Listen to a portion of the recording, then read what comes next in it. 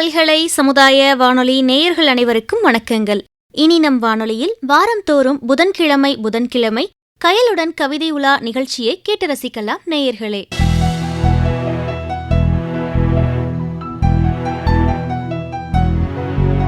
கவிஞர் கயல் கல்லோஞ்சல், மழைக்குருவி, ஆரண்யம், ஆதிவாசிகள் நிலத்தில் போன்சாய், உயிரிழப்பெடை ஆகிய கவிதை நூல்களையும், கனவு இல்லம் எனும் தலைப்பில் அமெரிக்க சிறுகதைகள், பழைய துர்தேவதைகளும் புதிய கடவுளரும் எனும் தலைப்பில் சமகால தீபத்திய சிறுகதைகள் ஆகியவற்றை ஆங்கிலத்தில் இருந்து தமிழில் மொழியாக்கம் செய்துள்ளார். தொடர்ந்து இணைய இதழ்களில் கவிதைகள், சிறுகதைகள், மொழிபெயர்ப்பு கட்டுரைகள், கதைகள் ஆகியவற்றை மொழியாக்கம் செய்து வருகிறார். வணிகவியல், வணிக மேலாண்மையியல் ஆகிய 2 துறைகளில் முனைவர் பட்டம் பெற்றுள்ள கயல் வேலூரில் உள்ள முத்துரங்கம் அரசு கலைக்கல்லூரியில் வணிகவியல் துறை உதவி பேராசிரியராக தற்போது பணியாற்றி வருகிறார். வாங்க நேயர்களே, கவிஞர் கயல் அவர்கள் வழங்கும் கவிதை உலா நிகழ்ச்சியை கேட்டு மகிழலாம். வணக்கம் நேயர்களே. இன்று நாம் காண இருப்பது இரா மீனாட்சியின் கவிதைகளை. திருவாரூரில் பிறந்த இரா மீனாட்சி பேராசிரியர், ஆய்வாளர், கவிஞர் என பன்முகத்தன்மை கொண்டவர். தற்போது ஆரவில்லில் வசித்து வருகிறார்.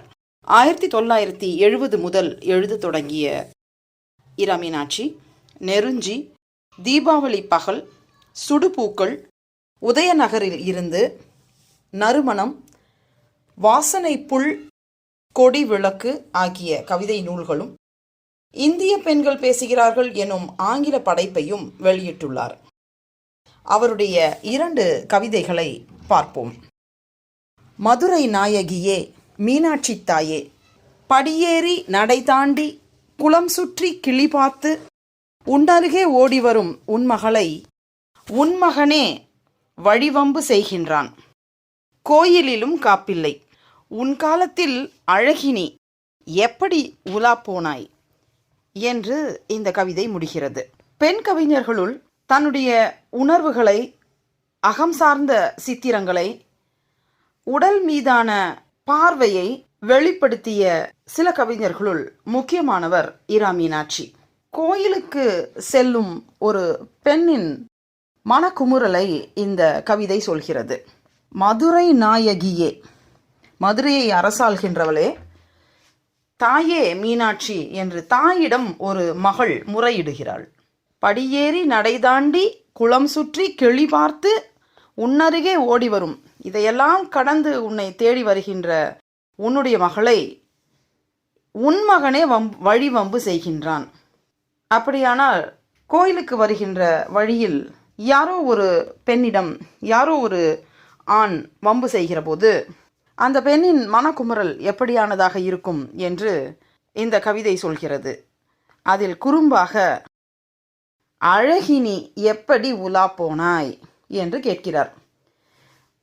எங்களுக்கே இந்த நிலைமை என்றால் அழகியாயிற்றே நீ எப்படி உலா போனாய் என்று சொல்கிறார்.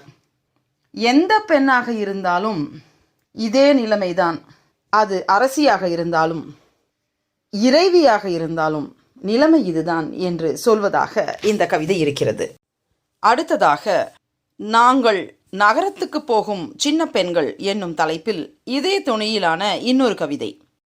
எங்கள் மேலாடைகளை கிழித்து தோல் பூச்சை துளைக்கிற பூனை பார்வைகளையே கைகளாக்கி கைகளையே கொடுக்குகளாய் சக பிரயாணிகள் சுமந்திருப்பதை காலம் கடந்தே நாங்கள் பார்த்தோம். எளிய சொற்களிலான இந்த கவிதை உயிர் ஆழம் தொடுவதாக இருக்கிறது. எங்களுடைய மேலாடைகளை கிழித்து தோல் பூச்சை துளைக்கிற ஒரு பார்வையாலேயே தோலை கிழித்து, மேலாடைகளை கிழித்து அதன் மேல் இருக்கின்ற தோலை கிழித்து ஊடுருவி பார்க்கிற பூனை பார்வைகளை, கள்ளத்தனமான பார்வை. பூனை பார்வை என்பது அதைத்தான் குறிக்கிறது.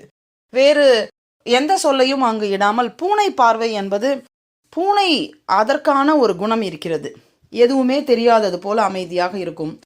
சத்தமே இல்லாமல் அது அமர்ந்திருக்கிற போது பார்த்தீர்களே, ஆனால் வீட்டு பூனைகள் கூட அங்கு ஏதோ ஒரு திருட்டுத்தனத்தை செய்துவிட்டு இங்கு அமைதியாக வந்து உட்கார்ந்திருக்கும். இந்த பூனையும் பாலை குடிக்குமா என்ற சொற்றொடரெல்லாம் அதிலிருந்து தான் வந்திருக்கிறது. ஏனென்றால் கள்ளத்தனங்கள் நிறைந்தது.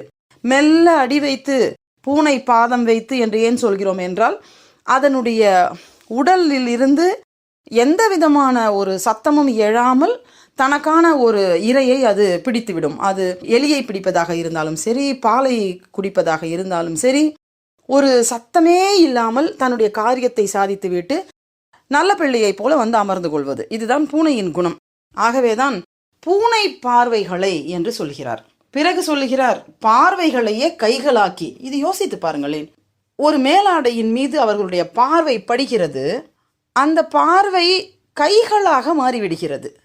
இப்போது அந்த காட்சியை நினைத்து பாருங்கள், எவ்வளவு ஒரு அதிர்ச்சிகரமான ஒரு எண்ணம் நமக்குள் தோன்றுகிறது. கைகளையே கொடுக்குகளாய். கொடுக்கு என்றால் அங்கு தேளை குறிக்கிறது. நொடிக்கு நொடி கொட்டி கொண்டிருக்கக்கூடிய தேளினுடைய குணம். அது கொடுக்குகளாய் சக பிரயாணிகள் சுமந்திருந்ததை, அவர்கள் கூடவே பிரயாணித்து கொண்டிருக்கிறார்கள். யாரோ ஒருவர் அல்ல, அவர்கள் தொடர்ந்து தங்களுடன் பிரயாணிக்கிறார்கள். சக பிரயாணிகள் சுமந்து கொண்டிருப்பதை நாங்கள் காலம் கடந்தே பார்த்தோம். இவர்கள் அதை கவனிப்பதற்குள் காலம் கடந்து விட்டது. அப்போது அவர்கள் எத்தனை முறை இது போல பார்வையால் அவர்களை தொட்டிருப்பார்கள், எத்தனை முறை அந்த மேலாடையை கிழித்து அந்த பார்வைகள் கைகளாய் மாறி இருக்கும், எத்தனை முறை அந்த கைகள் கொடுக்குகளாக அவர்களை தீண்டி இருக்கும். இதற்கு தலைப்பு பாருங்கள், நாங்கள் நகரத்திற்கு போகும் சின்ன பெண்கள். அப்போது எங்கோ கிராமத்தில் இருந்து வெள்ளந்தியாக நகரத்தின் நிறைய குணங்களை அறியாதவர்களாக வரும் சிறு பெண்கள் பலகாலம் இதெல்லாம் நடக்கிறது என்று தெரிவதற்கே அவர்களுக்கு பலகாலமாகி விடுகின்றன என்பதை எவ்வளவு அழகான எளிய சொற்களால் நம்முடைய முகத்தில் அறைகிறது இந்த கவிதை. இப்படியான இன்னொரு அற்புதமான கவிதையோடு உங்களை அடுத்த வாரம் சந்திக்கிறேன் நேயர்களே. நன்றி, வணக்கம்.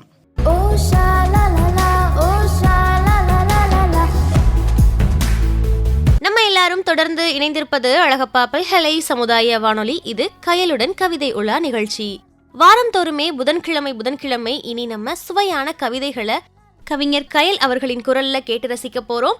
இன்னைக்கு கவிஞர் கயல் அவர்கள் வழங்கிய கவிதையை நம்ம எல்லாரும் கேட்டு ரசிச்சாச்சு. இந்த நிகழ்ச்சி நேயர்களாகிய அனைவருக்குமே ரொம்ப பிடிச்சிருக்குன்னு நாங்க நம்புறோம். இந்த நிகழ்ச்சி பற்றிய கருத்துக்கள், பின்னூட்டங்கள் வரவேற்கப்படுகின்றன.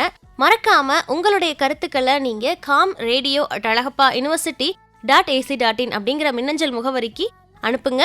இந்த நிகழ்ச்சியை நீங்க அழகப்பா பல்கலை சமுதாய வானொலி மற்றும் அழகப்பா பல்கலைக்கழகத்தின் இன்டர்நெட் ரேடியோ, ஸ்பாட்டிஃபை, கூகுள் பாட்காஸ்ட்லையும் கேட்டு ரசிக்கலாம். நன்றி நேயர்களே.